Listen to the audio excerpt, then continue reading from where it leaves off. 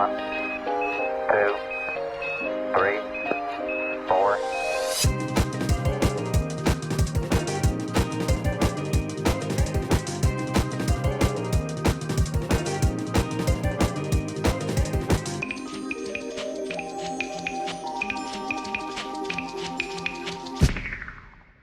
And welcome back, everyone, to another episode of Breakfast with Brothers. What's up?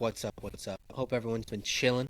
You know, it's your favorite neighborhood of boys over here hanging out. The Breakfast Brothers. What's pimping? What's popping? What's loving? Just a what's bunch of living? fools. Just a bunch of fools. What are you going to do?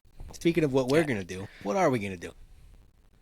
Absolutely nothing. We're just going to stare into the screen for the next 30 minutes and stare into your souls and make you ponder. Well, if you're listening, then you're just going to hear silence.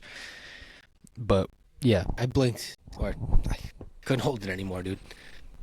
it's okay. So what are we talking Can you about, forgive Zach? me? No, I can't. Sorry. All right, I'll be okay. I'll cry never later. forgive you. But I'll never seriously, forgive though, you. I had something that I really wanted to ask you about, beverage-wise. What do you think of cream soda? What do I think of cream soda? Yes. What do I think of cream soda? Well, I think very highly of cream soda. I think it is a delicious beverage, especially, truthfully, I only ever get cream soda, like if I go to a pizza shop, because, man, Yeah, does okay. a good cream soda hit with a solid slice of pizza. No, that's And- that makes a lot of good sense. I wasn't trying to cut you off there, but I was gonna No, you're kind fine. of sit here and agree with you, only because that's when I think about getting cream soda, and the other times that I do think about it are random sales in Price Chopper, and I'm just like, oh my gosh, 2 for $7 or whatever it is.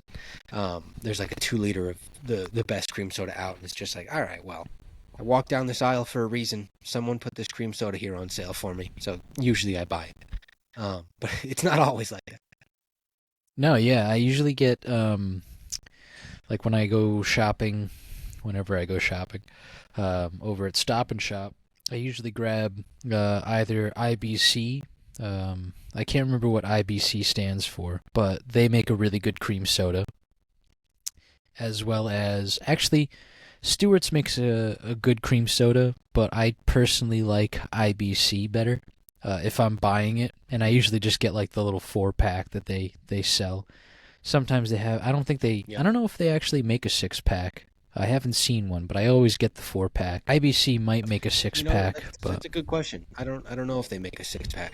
I almost wonder now, because when you said that out loud, I was thinking about it, and I'm like, I don't think they do. And IBC, I'm pretty sure, is International Brewing Company. But Stewart's, what I like about Stewart's is that it's like a super sweet cream soda. It's not like that. I couldn't even describe cream soda out loud really well. But in thinking about how it tastes to me, it's like Stewart's is on the sweet side. IBC is that middle ground, like robust umami cream soda. And then any other one that I've tried has been like the Great Value brand of cream soda from stores, or it's like an independent cream from some pizza shop that I've never heard of before, and I'm just like, well, that's it, and then I'll take it off the shelf.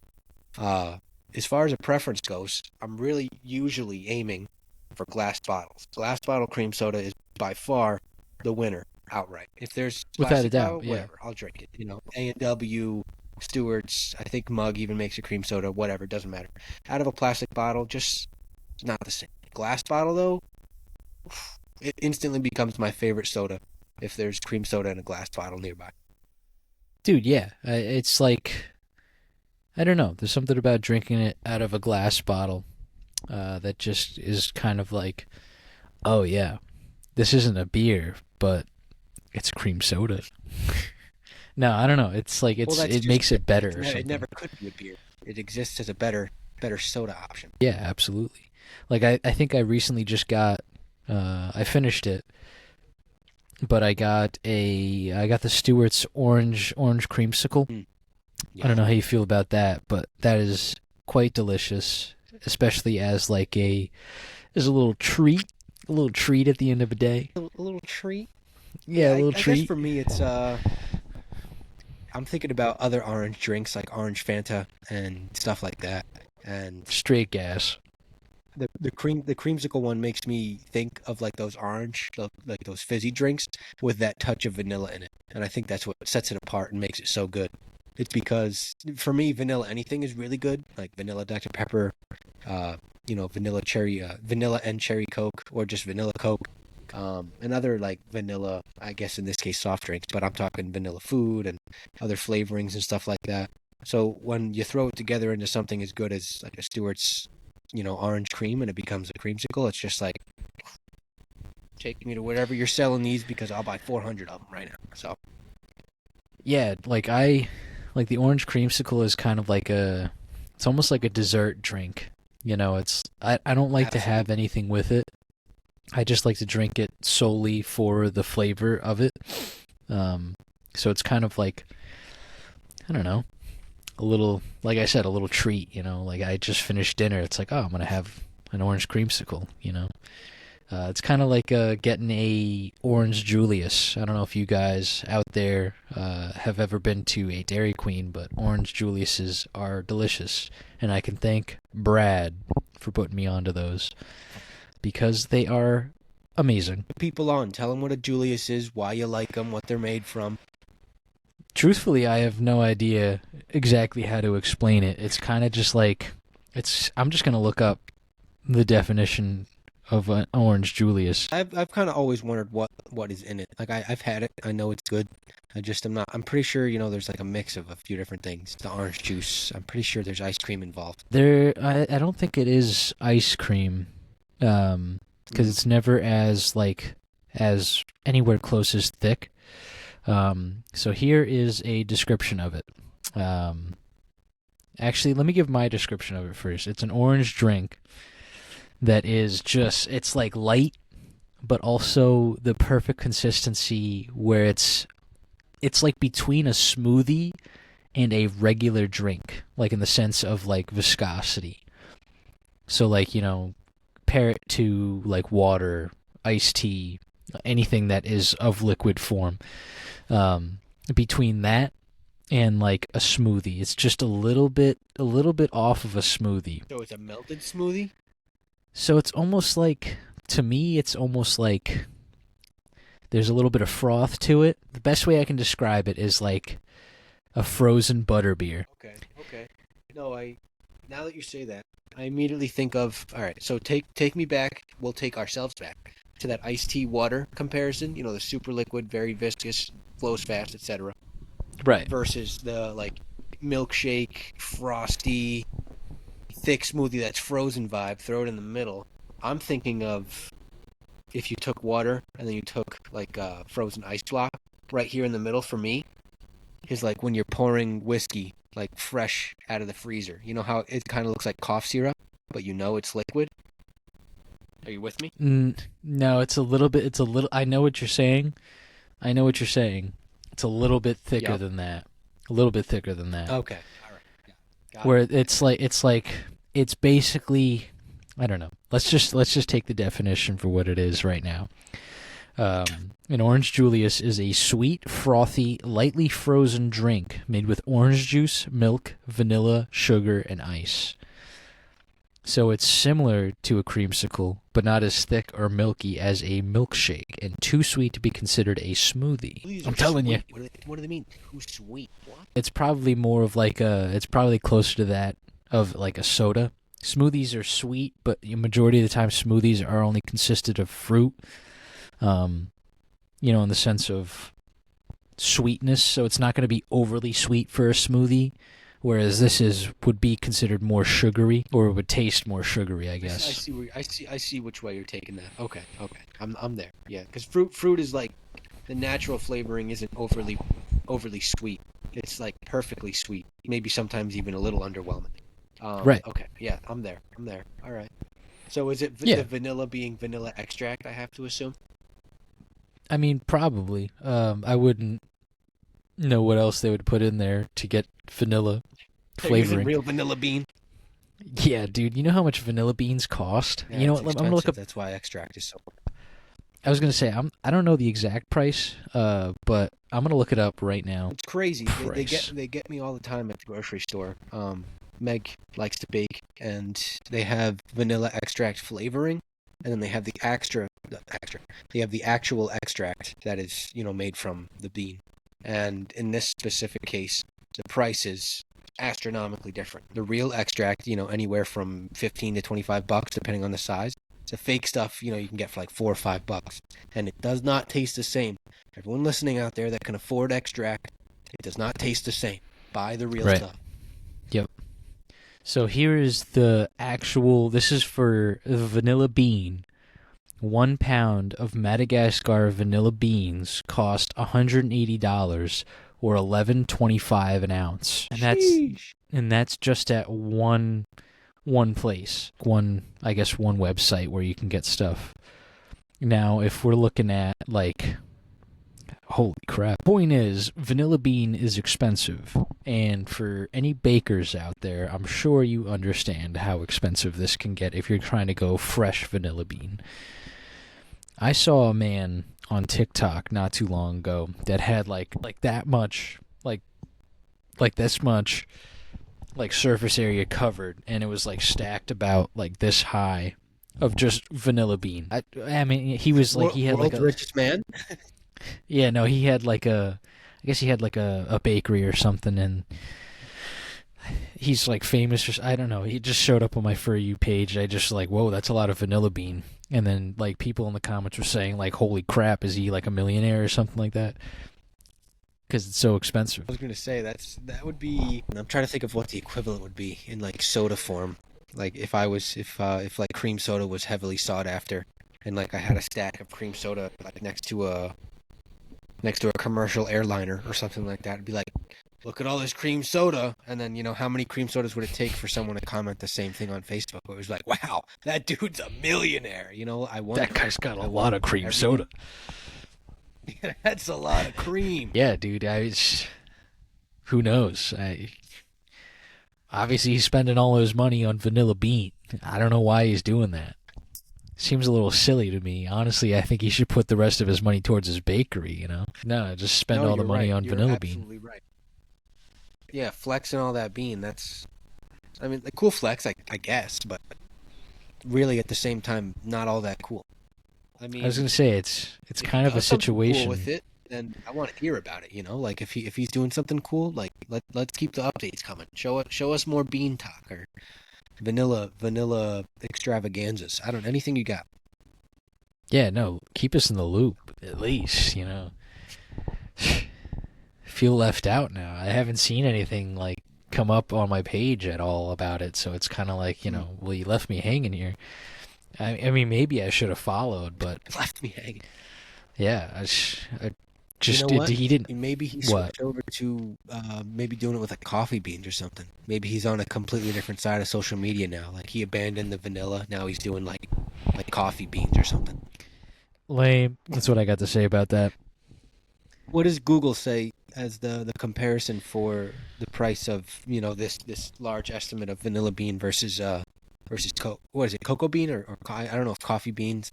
I'm pretty sure coffee comes from cocoa beans unless chocolate specifically is cocoa and coffee beans are a completely separate thing. I'm not sure. I don't know. I'm just saying words. What are you talking about, dude? Coffee beans themselves are coffee beans. Cacao beans is what people get chocolate from. So they are separate. Okay. Just wanted to be sure. I didn't want to sound like a total idiot. I just wanted to clear the air on the confusion in my mind. No, it's fine. Well, here, let's do a little deep dive. Yeah, cacao beans. I'm just interested in the coffee beans. The cocoa beans don't mean anything to me. Oh, okay. So let's go back to coffee beans then. So you're saying how much like 1 pound of coffee beans would cost? Yeah, I want to see the comparison to the vanilla. Well, it's going to be very little in comparison to the vanilla beans. So just Yeah, but 1 coffee's still pound. pretty expensive. So like I guess an average just $8 to $20 per pound. Anywhere between $8 to $20 for a pound of coffee And what did beans. we say? Vanilla bean was $110 per pound or something like It that? was like 180 or something per pound. Okay. So then it's probably the way people have like processed coffee to sell it for more money. Because every time I see coffee, it's like the very final form that you're getting to is obviously ground coffee, making it easy. And then the super final form is putting it in K cups and then selling it for triple the price. So I'm thinking about what that would look like as far as going to a store, buying a big old bag of just the beans. You know, you do everything yourself. You grind them and you put them in your own cups, pour overs, whatever it is. So Well, hold that on. is obviously the most affordable way to do it. Hold on. Let's take a step back. And let's first look at, I guess, variety of both. So obviously there's going to be a different variety, different places they're grown. For whatever reason, Yep. vanilla bean is in the Madagascar. I don't understand that. I didn't realize that. But they could be grown somewhere else. If they're only from Madagascar, that's a different thing, but I don't believe they are. But that's besides the point. Either way, it could be more expensive depending on what site you're using, where exactly you're getting them from. So it could be more expensive finding them somewhere else. Could be less expensive finding them somewhere else. But there are also ranges in quality. And the same thing goes for coffee beans. So you can get, a regular bag of coffee beans for anywhere between $8 to $20. But obviously, if you're trying to find like premium coffee beans, depending on where they're coming from, how they were, produced in general, because think about what is it, Kopi Luwak, where like literally like monkeys have eaten the coffee beans and then basically the fermented poopy beans. Yes, yeah. Yeah. So people spend, hundreds, if not, I don't know how much it actually is. I'm assuming it's over a couple $100 for that type of coffee or coffee bean. So yeah, well, take that. Obviously, that's a specific, sense, though, right? But still, it could range from $8 to $20 for an average bag. But if you're getting something of higher quality, it could range from, $20 to $40 per pound, depending on what you're getting. That's the thing. Like, you're only getting so much of an assortment from, your local grocery stores. Like, most everyone is always carrying something by Starbucks, something by Folgers, something by, what is that? Green Mountain Valley or Green Valley Mountain, whatever the heck it is. I can't remember. Maybe that's not even close. And then of course, all the other little, subsets that are like in and around those brands and those prices. And most of those grocery stores aren't carrying those like super premium brands. And if they are, then yes, I think they're the outliers. They're going to be, very pricey, and especially if you're getting completely ground bags of coffee. But I think for the sake of this example of our bean comparisons, we'll say a pound of coffee, $10. Let's say I went to Old Weggies. I bought myself a pound of Cafe Bustelo, and I said, "All right, let's rock and roll." $10. Damn, Cafe Bustelo. This is just beans. I'm not talking K cups. I'm not talking ground. I'm talking straight beans, dog. Mm-hmm. And then wait, hold on. Still holding your thought here. Yes.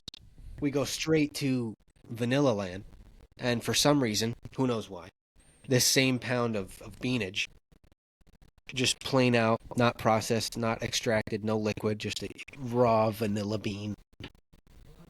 18 times that. You're kidding. Like, no way. Now, don't get me wrong. Of course, we have no information as far as where else they're growing besides Madagascar. But why? Why? 18 times? 1 pound of coffee to 1 pound of vanilla bean. 18 times higher in price. Wow. Dude. Wow. I don't know. I mean, I'm gonna look up right now, why are vanilla beans so damn expensive? If I had to guess, it would be length of the growing season. Because of the environment They can't required to produce grow nearly them, as much. the labor-intensive cultivation process, and the high price of the highest-grade vanilla. That's why vanilla beans are expensive. Growing conditions: vanilla orchids are native to Mexico and grow best in tropical climates.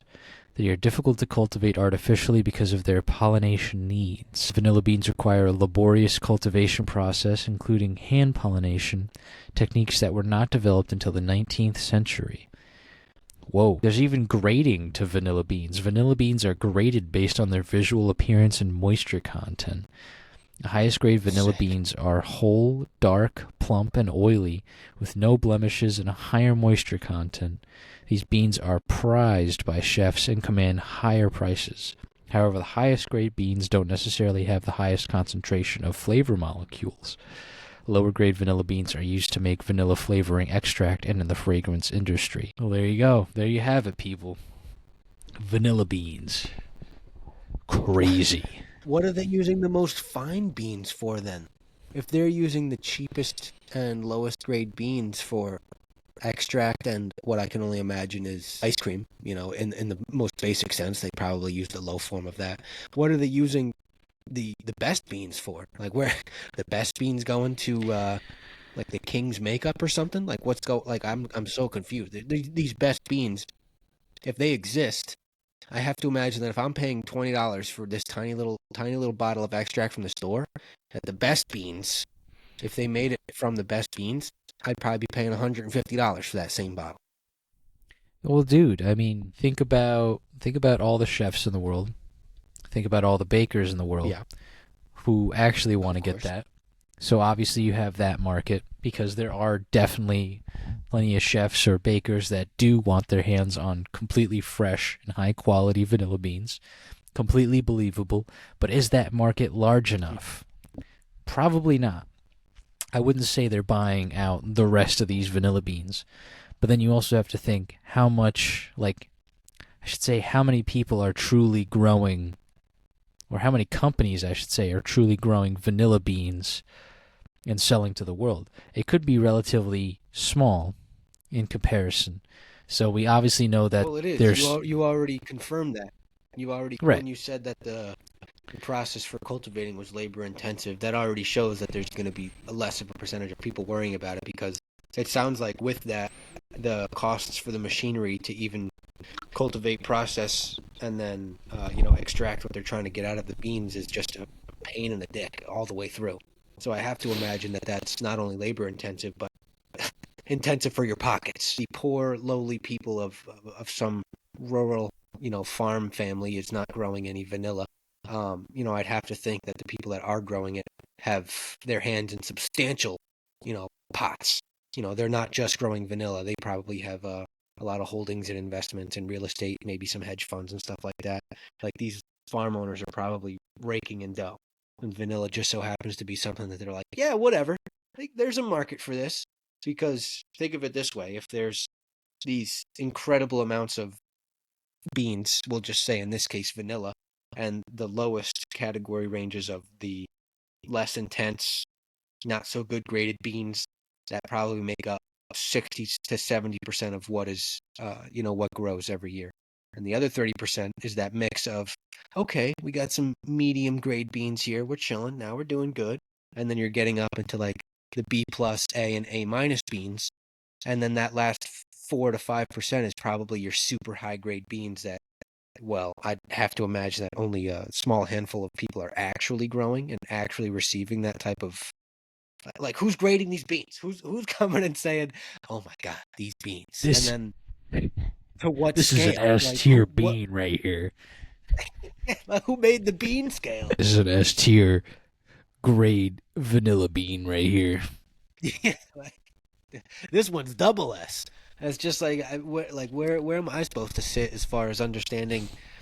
If I'm going to little old Wegmans over here in Binghamton, being what is our best grocery store at this current moment, and we'll just go for a quick example of 5 extract options. 3 of them are imitation, not even real, so probably not real beans if I had to guess.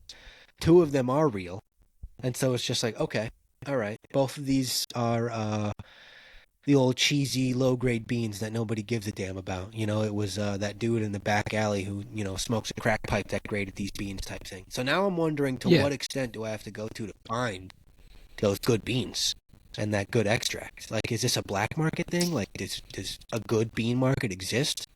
Like, I'm going to have to dive into the vanilla bean lore after this, because I have too many unanswered questions. That's all very good questions. I feel as though I don't think it's going to be like a black market, but you never know. It could be. Very much could be.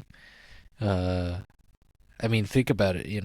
There's pretty much a black market for everything. I mean, anything you want, of high quality.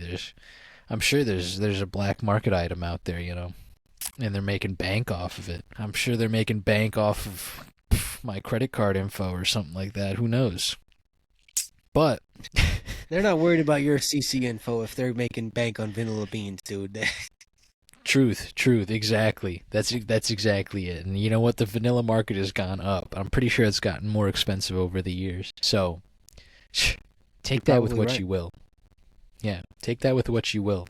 We got to delve into this vanilla bean lore more.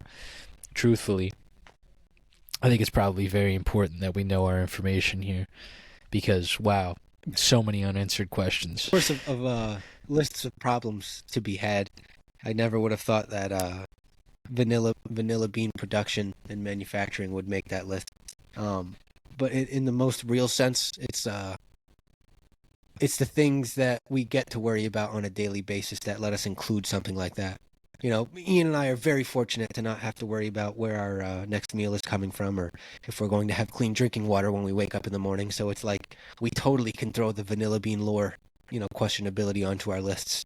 So I'm thankful every day to be able to sit there and be like, I wonder why the color black is black, and just sit there and just wonder, instead of worrying about something silly like why there's a hole in my sock and I can't buy a new pair or something.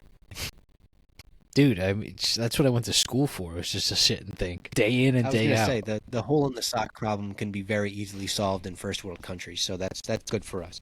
Third world, I'm probably gonna have to start donating socks. So I mean, I'll try to have the win-win for both sides. All right. Well, on that note, we're going to cut it short for today, folks. I hope you enjoyed our discussion of sodas, vanilla beans, and first world country problems. Let me leave you guys with this lovely, lovely quote from Mr. Krabs from SpongeBob. Lovely. What is today but yesterday's tomorrow? So thank you guys so much for tuning in. Thank you. Thank you guys so much for tuning in today.